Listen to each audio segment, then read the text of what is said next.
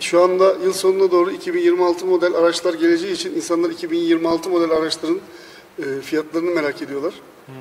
Tabii hafif bir durgunluk var piyasada.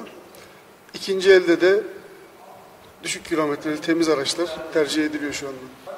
Bence Türkiye'de araç almak için uygun zaman her zaman. Tabii ki de döviz bazlı olduğu için devamlı yukarıya doğru yükselen bir araç piyasası var. Daha çok düşük kilometre ve modelli arabalar.